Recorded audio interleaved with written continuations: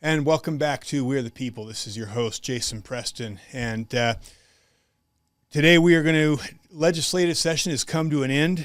We had Monica and Natalie Klein, Monica Wilbur and Natalie Klein, a few weeks ago to talk about some of the top bills that we're trying to get pushed through. I want to give you guys props because what we've been hearing is these guys got lit up from you and because of the great work that these two amazing women have done and many others behind the scenes. You know, Jennifer Dredge, Chelsea Hope. I mean, there's a team of these incredible women and men who are out there really digging into this bill. So hats off to you guys for the work you guys have done. We're going to jump into, now that it's over, and talk about what are the worst bills, the biggest offenders that did get passed and pushed through. Just want to give a quick shout out to David Ellison. Thank you for sponsoring. Thank you for funding, helping us pull this off. It does cost money, so thank you for doing that. And thank all of you for all the support, all the prayers. We appreciate your help more than you know. And just one more reminder, please go to our website. We are poking the bear. We know that. And we want to make sure people are subscribed so that we're not reliant on YouTube or Instagram to get content out to you. With that being said, welcome back. Thank you. Thanks, Jason. Yeah, you guys did an amazing job. So tell us, I mean, the feedback we got on the show from our guests, they all loved you. So you did a good job. How did things go on your end afterwards? Well, it was a jam-packed session. The bills just kept coming, and we have the numbers breakdown for you as far as how many bills there ended up being and how many actually passed. When we were here before, there was a couple of bills. Well, we talked about 5 really bad bills. Mm-hmm. 2 of those ended up not passing, so that's good. Awesome. The sex kidnapping one that reduced the amount of time somebody had to be on the sex offender registry. That was Senator Todd Weiler's SB 155. That did not pass. Instead, it got merged with SB 41, which is, Todd Weiler's bill was very short and succinct. SB 41 is like 5,000 lines, and so.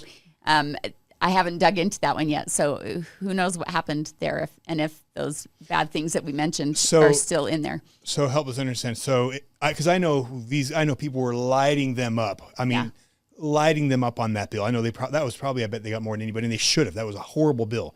So what happened is they said, all right, we're not going to get this through because of the people, but we're going to take a lot of the same things and add it to a different bill. Is that what? Yeah. So a lot of bills work like that. If it's a foregone conclusion or a bill that's part of the agenda that they really want to get through, they'll find a way to get it through, even if they means they have to pull out parts and put it in another bill or bring it back later, or there's a lot of different strategies. So this is just one of those. And this year there was a lot of bills with coordinating clauses where different legislators are running similar bills, and so they make them come together and find a compromise or work the 2 bills into each other so that it's one bill that passes instead of 3 bills that pass. So I guess, so then the question is on that one, and that one's important to me because we're dealing so much with trafficking in the state, and it's a huge concern to us right now. So did that happen? Did they lessen the fines and the time requirements on the sex trafficking and on the child pornography and all those problems? This is why we need to still dig into that one. So a bill was passed, but it was so lengthy that no one has had time to actually get into it. Right. Well, we haven't at least. Yeah. But and obviously the reps haven't either. We know, because do we know how many bills finally went through? 582. So we will be catching up for weeks and months, but that's when SB 41 is one that we will dig through and figure out what happened with that. And because Utah is getting a lot of bad press outside of Utah for being so lax on sex offenders. And, if this bill that passed, SB 41, helped make it even more lax, that's a big problem for Utah. Yeah, it's insane. Any other feedback from? There was one other bad bill we talked about last time, which was the license plate reader, Flock, and that died. Okay. So I think there's another one that was run by Kristen Chevrier on that same topic, and I don't know what that one did. So we'll have to look into that also. So like I said, some bills die and then they spring up somewhere else, and or she may have been running it to try to mitigate the damage of the one, kind of offset Right. or counter it. So I have to look at it to find out. But Awesome. a lot of homework to do. So our Breaking Down Bad Bills initiative, movement, whatever you want to call it, I think has gone really well. We started it at the beginning, like almost 1 week into the session. We felt like it was something we needed to do to help educate the public and make it simpler for them to understand these bad elements of a bill. And it caught on.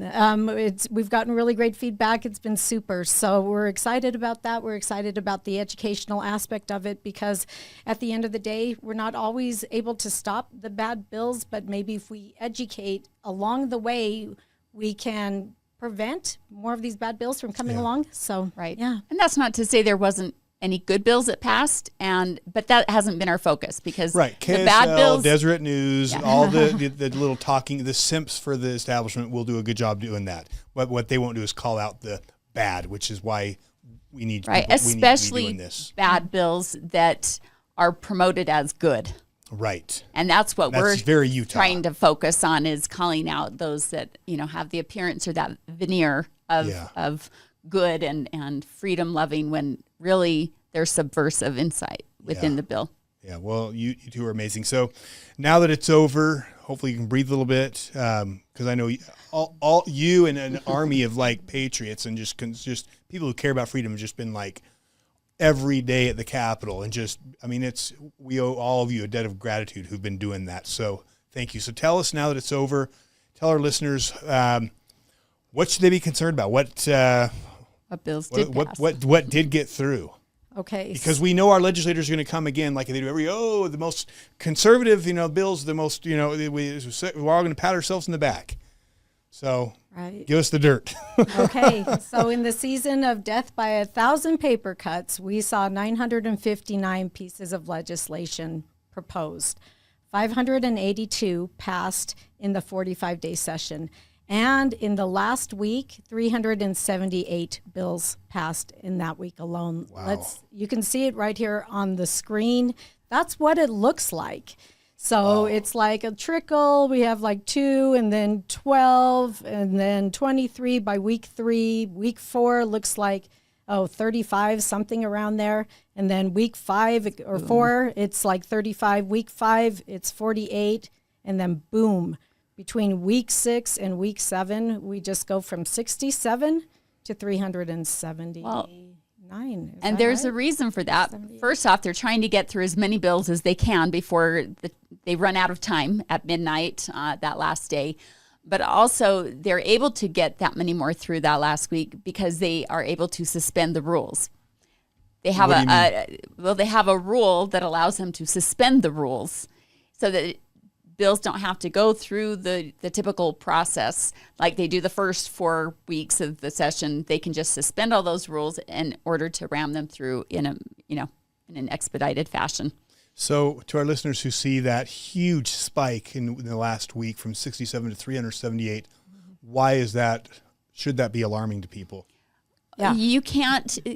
Well, and this is why even new legislation is often introduced in that last week, because people don't have time to go up and mount any opposition to it. And so whether they ram it through in the first week before people can get their feet under them and come up and speak to bills, they can also slip it in during the last week when committees are done and they can suspend the rules and just run it through, and they're on a clock. So the legislators presenting bills on the floor are condensing their sales pitch to get the bill passed into as few words as possible so that they can get on to the next bill and the next bill and the next bill. There's a sense of urgency because they have so many bills that they haven't addressed yet, and they know the clock is ticking. So I'm guessing the downside there is that they probably aren't reading those bills. They're not reading them. They're not debating them. They're not understanding them. It's just really easy to get bad agendas through. So if I'm Todd Weiler and I see, I propose a bad bill like this one on the grooming and the trafficking, and I see everyone just, railroading me, I say, okay, it's okay. I'm going to shut this down and say, hey, this bill's gone, but I'm going to add everything to a different bill. And then we're going to push it through week 6, the last week, with another 377 bills. and no one's going to have time to read it because it's now a 500-page document. Is that roughly what it was? 500 Yeah, page that could happen. Yeah. So no one's able to read it, and then guess what? It's passed. Is that and an this is example why- of what could happen and what sometimes does happen? Yes, absolutely. Yeah, it's like, a high tide raises all boats. That could be for bad too. Like it can just hide in there and get passed with all the rest. Yeah, in the herd. Well, and I think this is a problem. I mean, these are the things that the average person in Utah, I don't think, understands. And so I really appreciate you bringing this on. And I think the neat thing is I think people are starting to wake up, and I think they are starting to put pressure on their reps. And I think the more they understand things like this, the better we will be in the future at standing up and pushing back. Well, and let me just say this. I watched to the very end, to the midnight when the clock struck and they had to stop. And I saw the last bill that got passed, and that legislator got congratulated for being the one to get the very last one through. And then they had like a big ceremony because they had all their family there, and it was like a big celebration. And I think it was Senator Todd Weiler stood up and announced which legislators were able to pass the most bills, like it was a competition. And I'm thinking, okay, that's not how you get good legislation passed. We need to, in Utah, well, we have a friend up in Washington. She's like, they meet every 2 years, I think she said, and that gives them time to really look at each bill before it passes and for the public to view it and read it and understand it. Whereas here, new bills are being introduced all throughout the session on top of the existing bills, and then they're done in 45 days.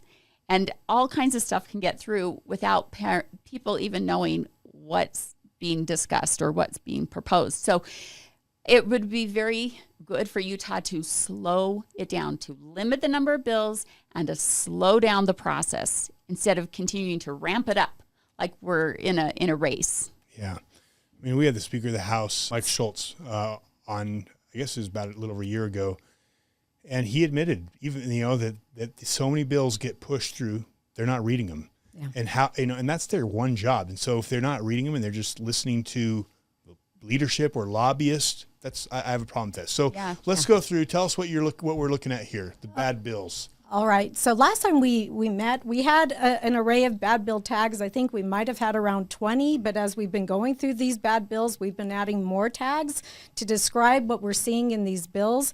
It is now up to 45. We're hoping it'll level off around there, but this is how many bad elements we are seeing in these bad bills. And on your screen right now are just 15, and we'll go through the rest of them. But essentially, all these bills start out with supposedly good intentions, but it's crazy how much bad is being done by them. And so you can see on this next screen, here are some more tags that we've added since we talked last, Jason. And it says in Matthew 7, broad is the way that leads toward destruction. There are so many ways a bad bill can go bad versus the very few ways a good bill can go good. And so it's very important for people to understand it's not like we're just nitpicking. It's just there are lots of ways for a bill to go off the rails. Yeah. And there are really only very few ways for a good bill to be written. So it's very overwhelming to see just like all the different ways that you can see right here on your screen. And then here's our last slide, our last section of 15. And as we already alluded to, we have a quantity over a quality problem. So much doesn't give us a lot of time to look at the quality, what is actually being written, who is writing it, and why is it being written, who's going to enforce it, who's going to apply it. It all becomes law once it gets passed. And then from law, it goes into administrative rules. So you have law upon law. And if it's written poorly to begin with, if you have a shaky foundation to begin with, then where are we? Yeah. It's just kind of a mess. So that's our bills. We don't have time to go over each one. We've been adding them to our website, and we'll add these latest ones here tonight. And website is higherground.org. Work. W-O-R-K. We'll put a link in the subscription, so just go down, and I'd highly recommend if you're not following or have their page bookmarked, you should. They do amazing work. I'm very proud of this. One thing I love about the bad bills is when you take time to try to crystallize your thoughts and write it in what you're understanding in a very succinct way. It's very educational for us, as well as hopefully for the public as they read the bad bill tags. It's a wonderful lesson in what we should be looking for in bills and what makes a good bill by just simply seeing what makes a bad bill. And so hopefully, it will help everybody get up to speed really quickly, including our legislators, on how to be more wise in their approach to legislating. Nobody can say we're ambushing them when we lay out our expectations in our bad bill tags. Yeah. It's just, this is what we expect from good legislation. And it shouldn't be hard to be able to look at those tags and understand the concepts. They're super simple. Yeah. Right. Well, and it takes something that is kind of mysterious, this legislative process, very subjective, and makes it somewhat objective when you look at the bad bill tags, and that's what we need. We need more clarity and just a simpler way to approach this behemoth of a problem. Because, I mean, face it, government is a necessary evil, but if we can approach it and in a way that brings clarity and brings back true principles, then maybe we can rein it in a way that it was meant to be. I'd love to so see that it helps the people instead of hurts the people. Yeah, I'd love to see that. Yeah. So keeping in this idea that less is more, it would be nice if we had fewer bills to talk about, but we said we would talk about our top 10. And our number 10 is a bunch of bills that deserve to be on this list for various reasons. Some of them, as they passed through, came out a little bit better than they went in, but that still doesn't necessarily make them good, and they really made people panic and scramble. And that's unfortunate. We shouldn't have to worry about our legislators ruining our lives. And yet, here we have a bunch of bills that we have seen go through, and these ones on your list, like free school meals, water amendments, course choice empowerment, state custody amendments. The names for them, the titles for them, don't always tell you what we're looking at, but they or they're the opposite, right? Right. They say one sounds good and it's really not. Right. The Well, opposite. for instance, water amendments. That sounds pretty benign, right? HB 274, but that puts in place water meters and tiered water systems, so you get charged Is this based the on a smart tier. water It's like meters too? yeah, for each individual home. And so, a tiered water system. What is that? It's like Hunger Games. Like Yeah. we're gonna No, I think control Chelsea's anytime. talked about that. Yeah, anytime you start controlling the water, in tiers. Besides, and that's not one I've studied deeply about, but you have to really pay attention to the water amendments. So I'm glad there's people like Chelsea and Jen that are watching those things closely. Yeah. But like the free school meals. And I like Tyler. He's a good young guy. He's but this is that not socialism? Oh yeah, it's bleeding heart. It's a bleeding heart bill. It's wealth redistribution. It plays upon the sympathies of people. Yeah, I just wish our reps would understand the Constitution. I just wish they'd understand the proper role of government. The role of government is not to take from you to give to this person. Yes. That is outside of the government's authority. I think that's the problem. We have reps that do not understand the Constitution. They do not understand the proper role of government. The government is our servant. The servant cannot reach up and take from the master and give to someone else. That is not the role of the servant, and that's a blatant example of that. And I'm sorry, Right. Tyler, if you want to debate it, I'd love to have you come and talk about why you think that's a good thing. Yeah, well, in good any people. of our reps. There's a lot of good people fall for the bleeding heart bills, and they're easy to pass. And Marxism sounds great. Yeah, Empower the masses, steal from the rich. Right. Until you see it in practice and you Right. realize it's failed every time it's been experimented upon, and we are just falling down that slippery slope. it's equal misery. Yeah. So, okay, let's move on. So, number 9, coming down the list on our top 10 is Representative Katie Hall's HB 503. This is the medical malpractice modifications. Again, a benign sounding title for a really not good bill. It could have been a lot worse. They did make some modifications to it because there was a lot of public education going on by good groups that were trying to raise the alarm on this bill. And so there were some modifications, but in the end, it was really bad because of the process it went through, all of the cherry picking of data to frame the sales pitch of this bill in a very particular way to make it look like we have all these frivolous lawsuits against doctors when really the bill is about making sure the little guy doesn't get just compensation for medical malpractice. So this is a bill that, if you see on there, picks on the little guy bill, favors the elite, wealthy, or powerful at the expense of ordinary folks, making their lives harder. So this really was about protecting the medical industry, the doctors, the insurance companies from lawsuits.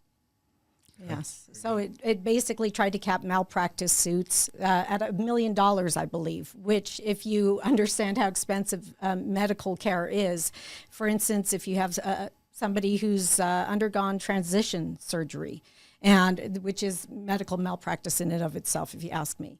But, and as a minor, they wouldn't be able to basically come back and recoup any of the lifelong healthcare costs they're going to have now, thanks to this body butchery that they just endured.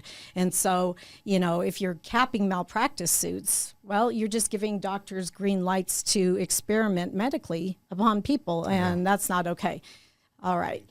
So we'll move to the next bill. This is HB 42. It is Representative Candice Perucci. It is the English Learner Amendments. And what this does is it increases emergency funding aimed at English language learners in K-12 schools, but it won't really solve the many problems caused by the overwhelming influx of English language learners. And we've talked about the immigration problems we've had in Utah. And our legislators got out and said, we have an array of bills that are going to address the illegal immigration problem. And this is the only one that addresses it in schools, and it doesn't even address it. For instance, it doesn't actually talk about kids learning English at all. It talks about training for teachers when they're to deal with students who are learning English, but it's not specific to helping the kids learn English. No, nowhere does it say that teachers have to teach kids English, except for in the name that they give it, English language learners. But the learning of English is all on the student to figure it out. Interesting. And again, one of the reasons I think this is so important, and I think it was you guys that told me that in Harriman, either junior high or high school, what's the percentage of immigrants or about 30% refugees? is the student population, and it's probably more now. Oh, so over 30%. Yeah, that was over a year ago. So it's probably close to 40% by now. And the principal of Harriman came and spoke at a state school board meeting where he brought one of the students that was an English language learner that spoke English better than most kids, and they both gave public comment about all the good things that are happening in Harriman and how the older kids that have learned English are going and leaving their classes to go help the younger kids with their education who don't know the language yet. And so he's missing out on his classes while he's going to help the younger kids because the teachers can't. I mean, it's a huge problem, and this bill promises to help solve that problem by throwing money at it, when all that money is going to be used for is more tech so that the kids can learn in their own language. Because there was an article in the Riverton Journal from Jordan School District touting how proud they are of the fact that these kids have the same access to a quality education as the English-speaking kids because they can get on their computer, put on their headphones, and learn in their own language.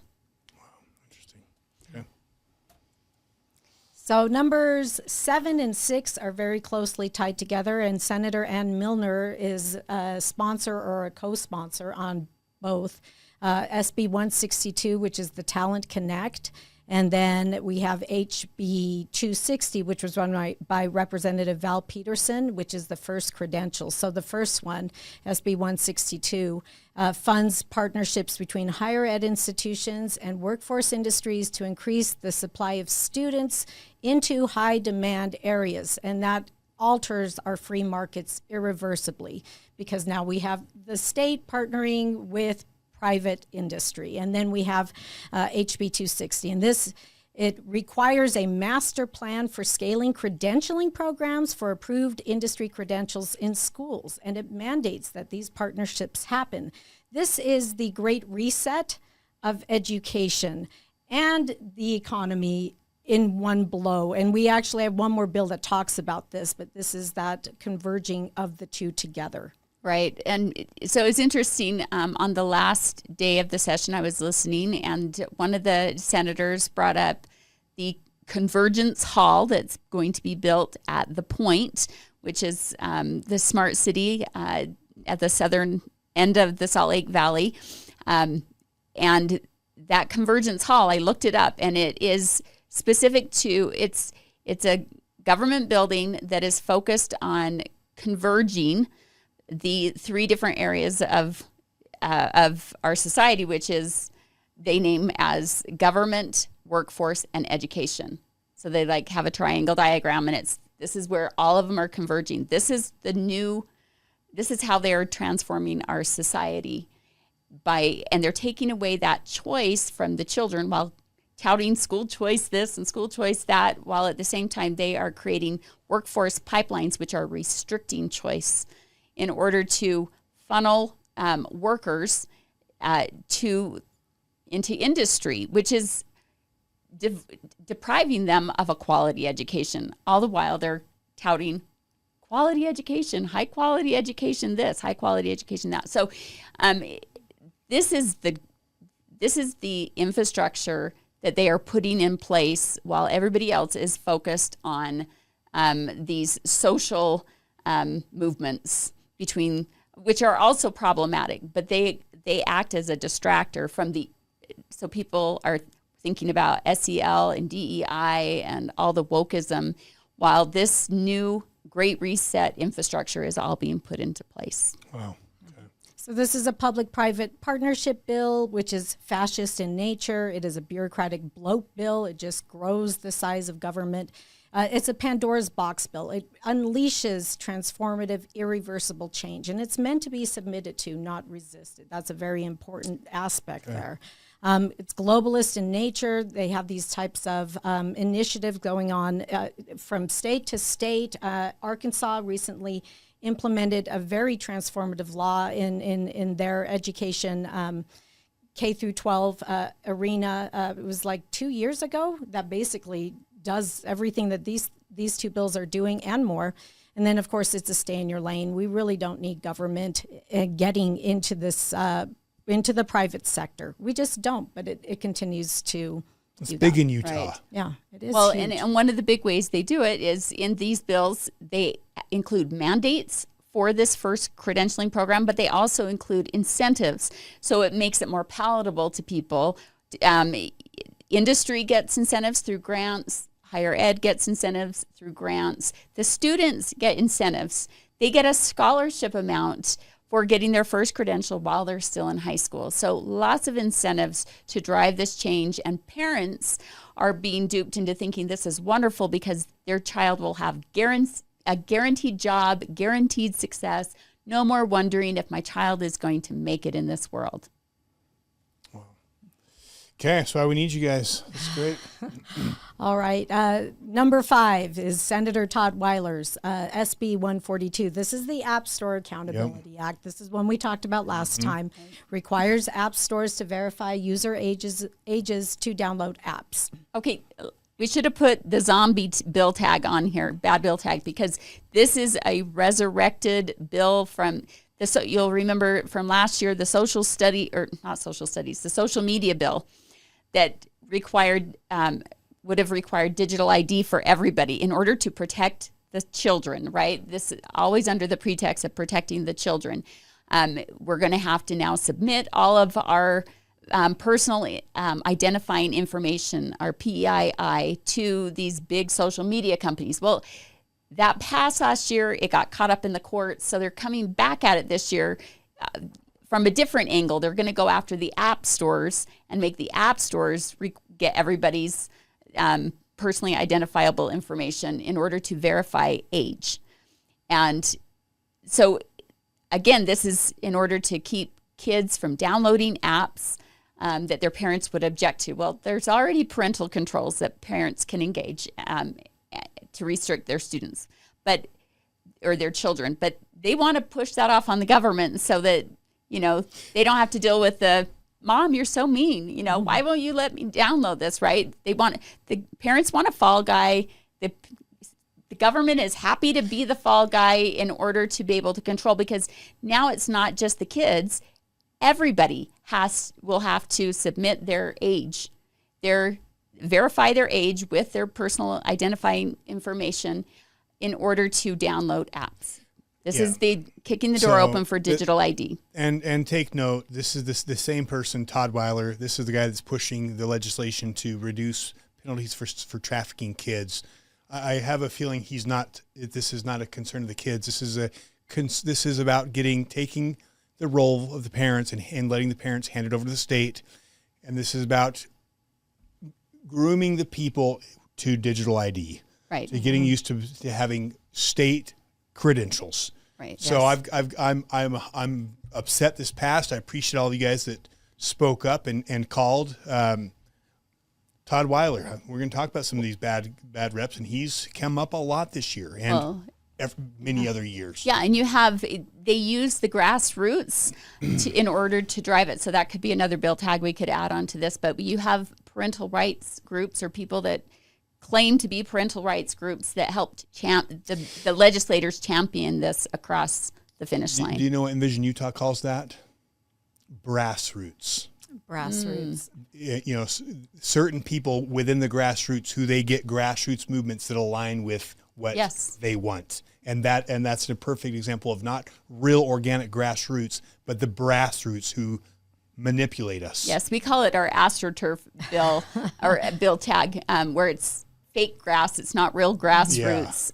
But it's, we have a it's lot the of same that in thing. Utah. Well, anytime you have a successful grassroots movement that emerges, you watch. The legislators will quickly come in and try to cozy up to that group, because if they can, or to the leader of the group, because if they can, build that trust with the leader of the group, then the whole group will follow, and they'll become the extension of the establishment and do all of the propagandizing of the people for the establishment. And those groups, because the group leaders are always like, we're going to train you how to work with your representatives. Be very respectful. We're going to be diplomatic. We're basically going to be like lobbyists. We're here to lobby them. We work for them. And there's a lot of groups, the grassroots groups, that a lot of our conservative people don't see what's going on behind the scenes. Right.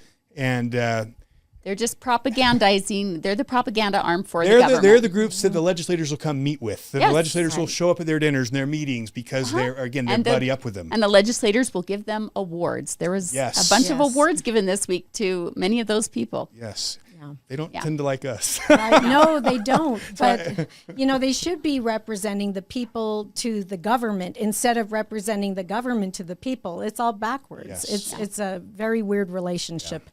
So we have, this one was a stay in your lane bill, a scapegoat bill, Big Brother bill, and a Band-Aid bill. There are other tags we could have added to it. But Senator Mike McKell comes in at number 4. This is SB. He's another horrible rep. He's the governor's brother-in-law. Yep. Yes. Yeah, and he just seems to have this knack for bad bills. SB 277, Government Records Management Amendments. So this dissolves the State Records Committee, creates a records office director under the governor. And it was appointed by the governor. Yes, and it was way worse. It's a little bit less worse now. It doesn't mean it's not a bad bill still.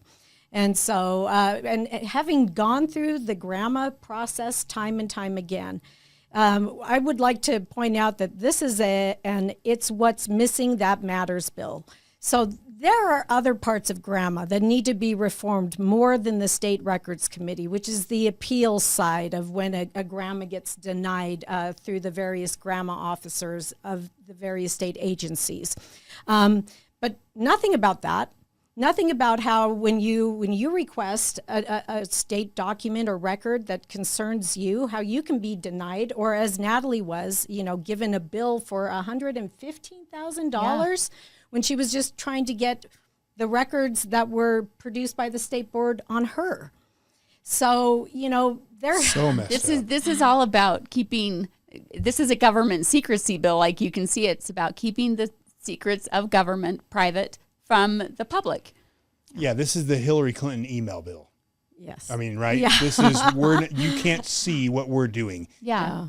Again, and this goes to me is this a simple thing. This is the proper role of government. Does the government work for us and is our servant, or is the government our master and we're not allowed to see what they're doing? Right. And this shows you that instead of the government being below the people, the government here in Utah thinks they're above us, and that we're not worthy of seeing what they're doing. We're not allowed to see what they're doing, even when it's on when we're paying their bills. This is horrible. Absolutely. And you just said it right there. This is a tips the scale bill. It tips the scales. It picks winners, losers, and it hurts the checks and balances that we need. It's really awful. So number 3. Okay, now we have Speaker of the House, Mike Schultz, HB 447, and just by virtue of his position as Speaker of the House, I would be surprised if any of his bills failed. We'll have to look that up and see. But so anything he runs, as you can guess, is probably a foregone conclusion. But this bill it's a statewide catalyst campus model, which creates these schools that push students into career pathways to fill the state's private sector partner workforce demands. And it uses millions of taxpayer dollars to do it. This year, like the price tag was $60 million one time, but also ongoing funds. So like usually it's one or the other, but this time it was $60 million one time, but ongoing every year as long as there's money in the fund. So because they want to scale it out statewide, so every school district has one of these catalyst centers in order to push this work-based learning, project-based learning, workforce training model of education, which again deprives children of a truly good education. All right, so it's a spending spree bill based on that price tag that is never ending. It's a social engineering bill that uses incentives, pseudoscience experiments, or ideologies to drive this social transformation, making our country operate like a Russian workforce model where kids, are funneled into that workforce pipeline at a very young age. It's an in that way, it's an authoritarian bill that advances that Marxist totalitarianism over liberty, collectivism over individuality, and state over family. And all the while calling it choice for these kids. It's an exploitation bill because it takes advantage of our kids and uses them as pawns to advance the state's economic and political goals. GDP is the name of the game when it comes to how these legislators legislate. Yeah. Unless you happen to be one of the few Democrats, then they're pushing the social agenda. But either way, it's an exploitation of our children, whether for social or economic ends. And then it's a public-private partnership bill, or fascist, where they are literally, the state is getting in bed with special interests and the private sector, private industry, to do what the state by itself could not do. So this is a incestuous kind of relationship that allows them, it gives lots of funding to the private sector that they wouldn't have access to otherwise, because it's all from taxpayers, right? That's the appropriations bills are bad. Like everybody's up there begging for money, right? They want a piece of the pie. And the state gets the private sector to do for it what it would get in trouble for doing if it tried it on its own. So this is a perfect example of that kind of bill, and yet it's being pushed by the Speaker of the House. And then it's a Pandora's box bill because it unleashes this transformative, irreversible change that's, again, meant to be submitted to and not resisted. Like, this is the wave of the future. Yeah, Mike Schultz is interesting, and like I say, I like Mike Schultz. I like him. He's a nice guy. But, Mike, I'll say this. I feel like you do a great job talking to the grassroots about being a grassroots person. But sometimes but there's a lot of bills we see that where you're just not. And I just, like, this is a simple, do we believe in the Constitution? I mean, this is the proper role of government. It is as fundamental as, if I don't have the right to do it, how can I authorize my agent to do it for me? And that's what you are, guys, our reps. You are our agents. We hire you to work for us, to do the work of the people. And how can you assume power and authority that we, the people, do not have? You can't. And again, stuff like this, I just would really like to see our representatives be constitutional. For a state that believes the Constitution is inspired by God, why are we passing garbage like this? And there's been other things. And again, it's like, look, I can like a rep, but we don't simp for reps. And that goes the same thing for someone I like, I don't care who gets in office. If he's my best friend, when he's in office, he has to be held accountable by the people. And I feel like in Utah, it's like, oh, he's our friend, we can't call him out.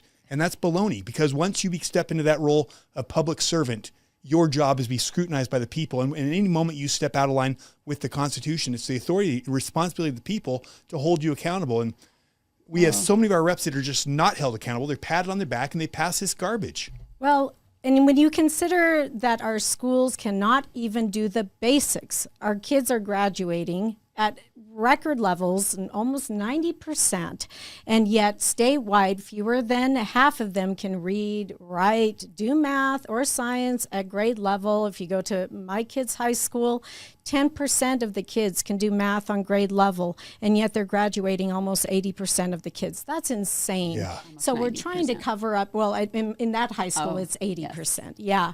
And so you're looking at basically programs that are trying to cover up the deficiencies of the school, saying, well, if we can't really teach them to think for themselves, let's just train them for a job that might not be around in 5 years, 10 years when they graduate. But it's also, to me, very alarming, because when this country was founded, getting an education was not about getting a job. It was about being educated, learning to think, reading the classics, reading good books, reading philosophy, and being a truly educated person. Mm-hmm. Now, what are we doing? At the federal level and at the state level, we're trying to get uneducated people who can't think, who are not intelligent, who just can go to the factory and do a job. And I got a problem with that. And AI will tell them how to do their job. Yeah, no. We are outsourcing our executive functioning and thinking that we are so progressive in doing so, when none of us are going to be able to think. Yeah. And I would say a lot of this falls, and the more we have people pump out kids that are uneducated on the proper role of government, who understand what the government should and shouldn't do, the more we allow they will create a culture that allows this type of garbage. We're losing our country because we're losing our education system. And this is a perfect example of how we're losing that next generation of being educated people who can think for themselves, who can think critically and see, hey, this is not in alignment with the Constitution. And the more you have people who are dumbed down, which is what our education system does, the more you have the elite, the elite ruling with the boot. And that's where this country's headed. And this state is doing a good job leading the charge. Right. And the people will be completely dependent on the elite, the government. Think for them. Mm-hmm. Yeah. All right, what's next? All right. Sorry, there's so much on education, but when you consider that education globally is the fourth largest industry, that tells you why education is so important. And everything is converging with education. Yes. So our number 2 is Senator Lincoln Fillmore. SB 178, devices in schools. This bans students' cell phones and other personal devices from school. It's just a really awful, awful bill. They tried to pass it last year. I think it was Trevor Lee who ran it. Governor Cox and Amy Winder Newton from the Office of Families wanted this bill through, and then they went through all these like backdoor channels to try to get the districts to go ahead and ban cell phones anyway. After that one failed. They send out letters to all the schools. It's a horrible bill. It is totally unconstitutional. It constitutes basically an a priori confiscation of your personal property or the parent's personal property, warrantless. It is totally warrantless. It is, there's no probable cause.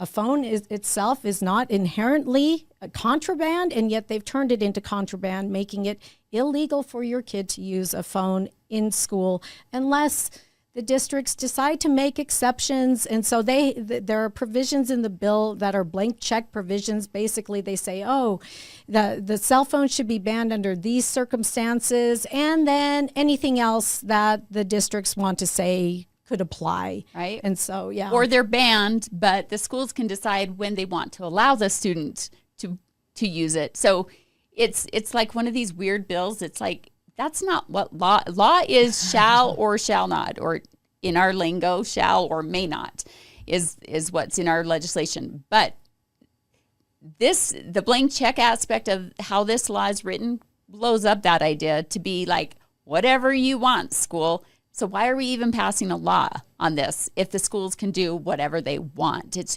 that the schools want to be able to point to the legislators and say, they made us ban the phones, kids. They're the bad guys. And the legislators are saying, we'll be the bad guys. You can throw us under the bus so that you can take the phones away from the kids, right? So it's a leadership problem when cell phones are that big of a problem in school that the leaders have to play this game in order to get the kids to comply and rein in their use of cell phones. But one of the things it's a zombie bill because it resurrected from last year and came back when it got destroyed last year. Everybody hated last year, and this year everybody loves it. And you're like, what changed? Nothing, except for they had a year to prepare Lobby people, and get them all their sales pitch, to get people on board with it. This is a government secrecy bill. People don't want in the schools. They don't want families to know what's happening, the type of indoctrination that their kids are encountering. And so this is really a horrible bill because now we will not know the vast majority of what happens in terms of instruction or in terms of what happens in curriculum because the kids won't be able to record it in the moment when it's happening. And then it becomes your word against mine sort of situation. Here's a way to think about it.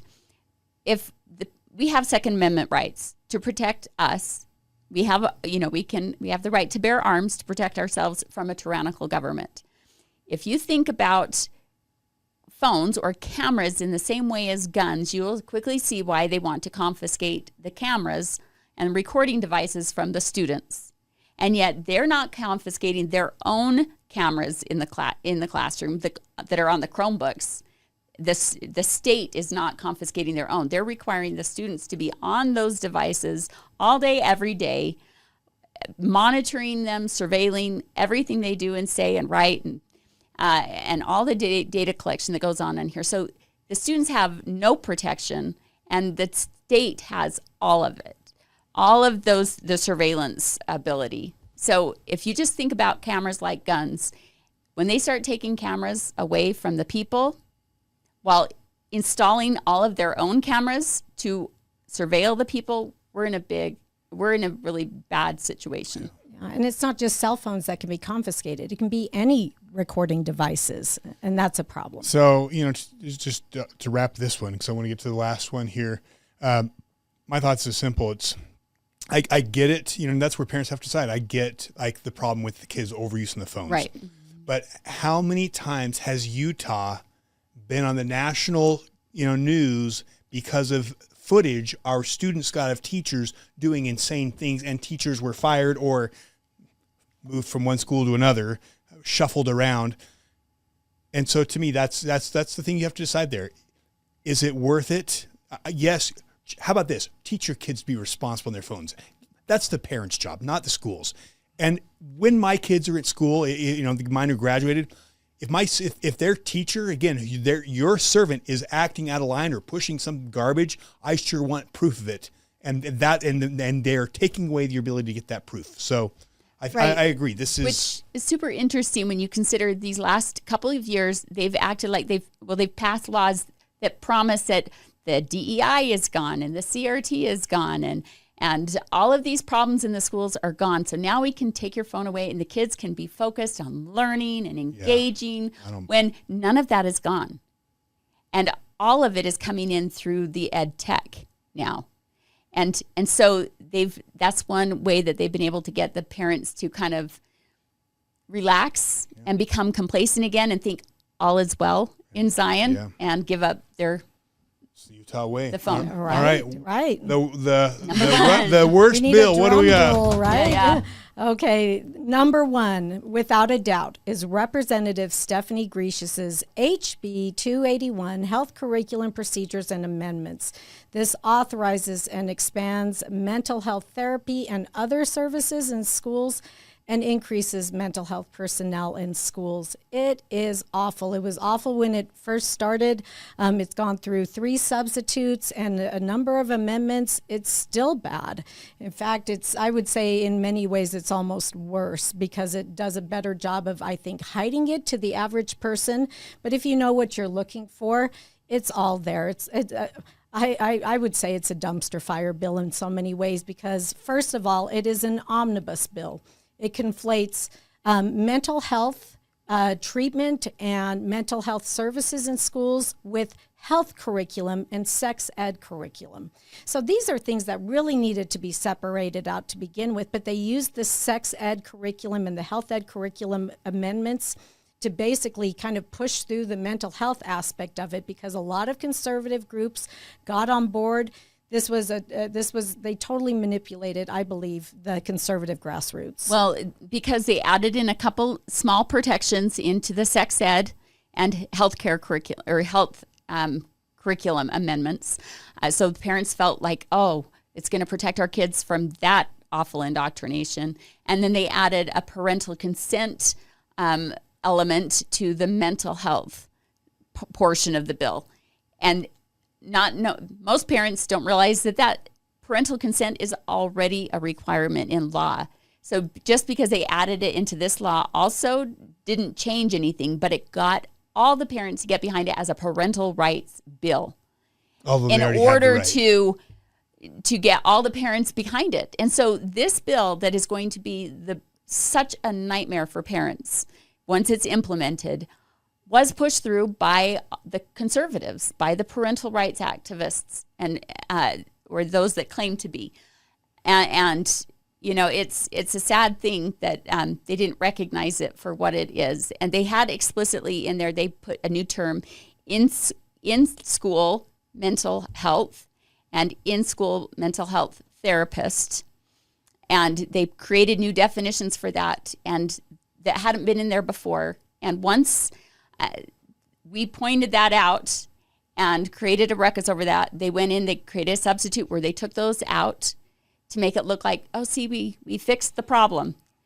You don't have to be against it anymore.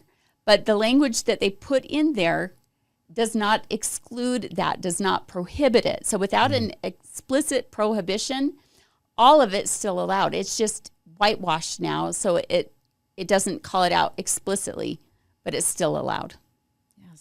So this is one where we're really sad about it because, again, it uses that parental consent component as the way to push it through. But as we all know, we've seen parents consent to their kids having their genitals cut off. We've seen parents consent to their kids getting hormone therapy and puberty blockers and sex hormone drugs. So parental consent in itself, like any type of consent's not really a value. It's not a virtue. It's not a very good principle. And, I'd say it's a very poor standard because it's just one of those base urge things. You want, I want, okay, let's do it. Well, it's not in the best interests of the kids to turn our schools into mental health clinics.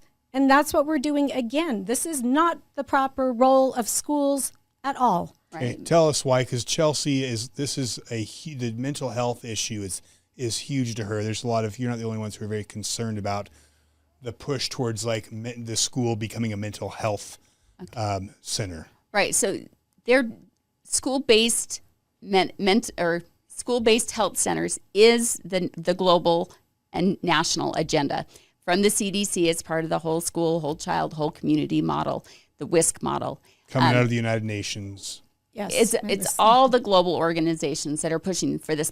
And why are they doing that? They've created mental health problems in our kids with all this stuff they've exposed to them, so that they could create the conditions to justify bringing in what they wanted all along, and that's these school-based health centers, which include medical and mental health wraparound services, meaning in other states they use it for vaccines, for abortion, for morning after pill, for gender affirming care, for mental health therapy and diagnosing, treatment, you name it. Telehealth, which is the big loophole, because that allows even Mike Kennedy, when he ran the bill to stop minors from being transitioned in Utah, told me he couldn't figure out how to close up that telehealth loophole, because telehealth is governed by interstate commerce laws.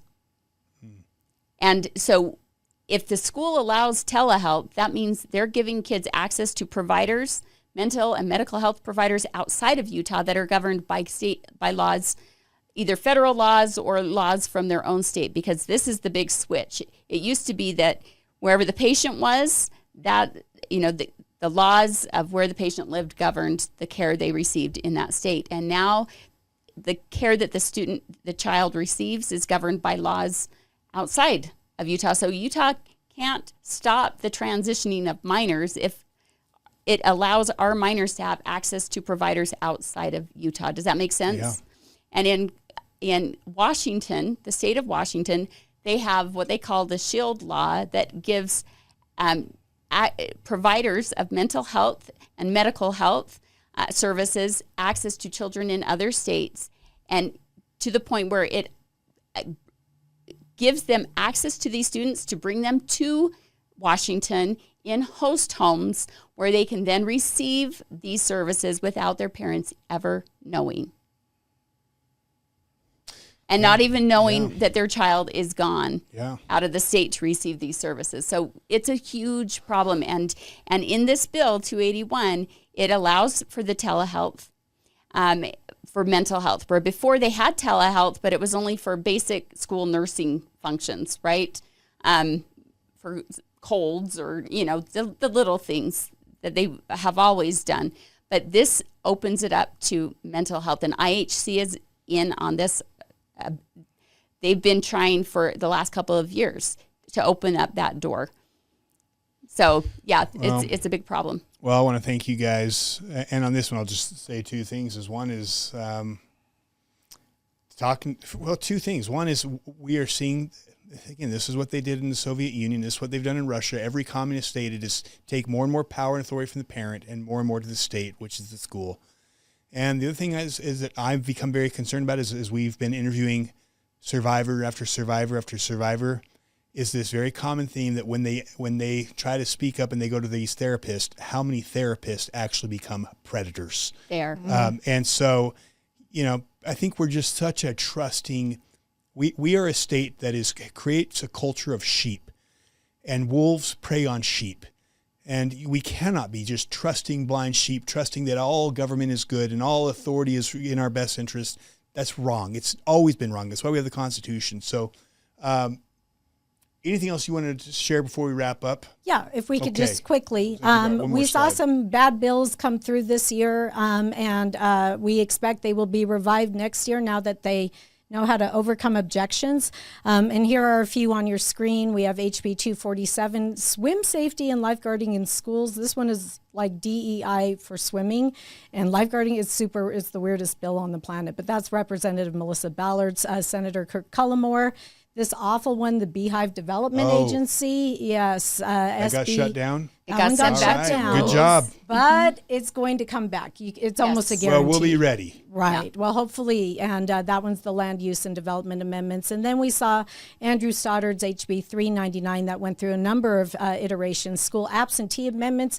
Basically, it's one of these efforts to keep kids in school so they can't escape the indoctrination, so they can't escape the crazy making that they're enduring, and their entire futures will depend on them being in school, living at school, breathing school, everything. It's like all compulsory ed on steroids. Yes. What's not being done that needs to be done, this is the what's missing is what matters.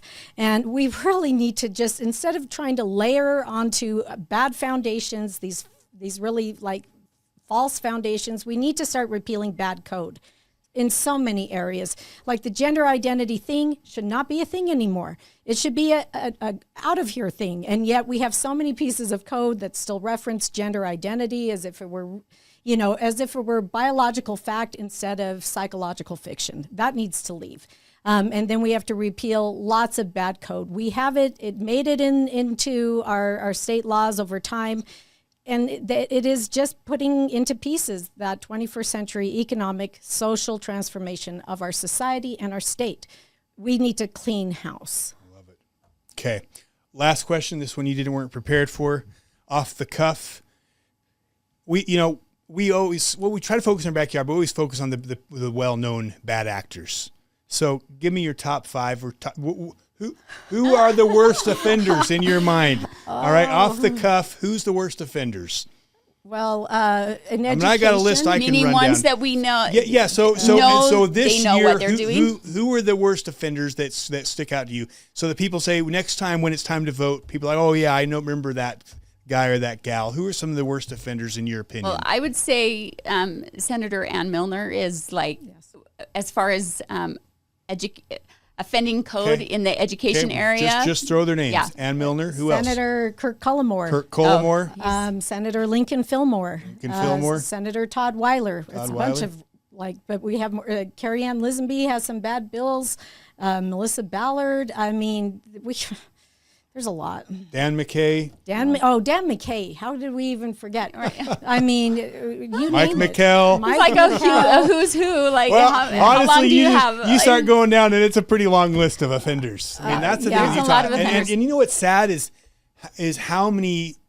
On the flip side, how many are willing to stand up and buck the system and call things out and like literally say, hey, we're not okay with this. Like you got some guys that'll be kind of soft and squishy, like try to do the right thing, but kind of play the game. I would put Trevor Lee in there. I think we've got a few there that are soft, I think, on our side, but will always bend and defend Cox. But tell me one state rep or state senator who will stand their ground and call a spade, call Cox out, call this stuff out, and be a little bold. Can we retrofit that answer? No. Tell me one. I mean, I would say Phil Lyman, but he's not there even anymore. That's the problem. And I'll tell you, the challenge with our election problem, which is is anyone like that, they will never let them in, and that's or the if problem. they get in, they'll spit them up, or chew them up and spit them out. I don't know that we've got any in. I mean, you look at the ones who we thought might stand up, Trevor Lee and Trevor Lee. I'm sorry that you've bent too much. I mean, there were a lot of new ones. Consider you a friend, but I've been very disappointed in how you simp for Cox and Curtis. And I mean, it's like, we have enough simps in Utah.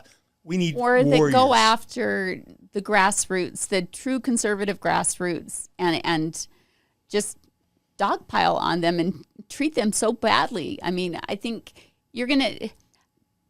we see legislators that say they're super conservative and they run conservative sounding bills, and sometimes they actually are conservative bills. And yet they treat the conservatives so badly. Yeah. It feels like junior high and high school all over again. And I would love to see real journalism in Utah. Like I would love to see KSL, Deseret News, have someone who actually does this, who's calling this stuff out, who's calling Cox out, who's calling out these bad bills, but they don't. And then when someone like, us, like when we get on and oh my gosh, we're horrible. We're, these bad, we're calling them out. Like, how dare we? They're above reproach, literally out of their own mouths. Anyways, you guys rock. We love you guys. Like, thank you for making this thing what it is.